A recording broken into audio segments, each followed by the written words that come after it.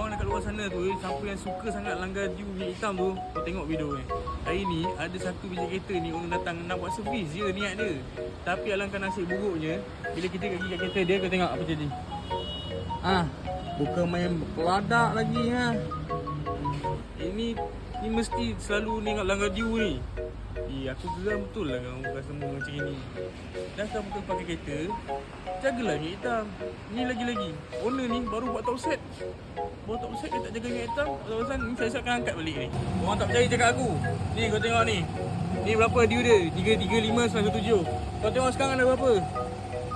363. Kau tengok tu. Dia dah lajak 27,000 kat 28,000. Gila, mana tak berkeladak macam tu. Aduh. Oh ni macam mana nak buat ni? Macam mana? Jadi ni sekarang ni kita cuba masuk oil flushing. Okey. Kita masuk flushing satu botol dulu, kita tengok macam mana. Jadi kalau tak okey juga, kita cuba another option.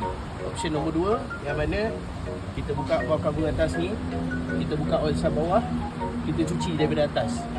Tapi makan modal brother, keras brother.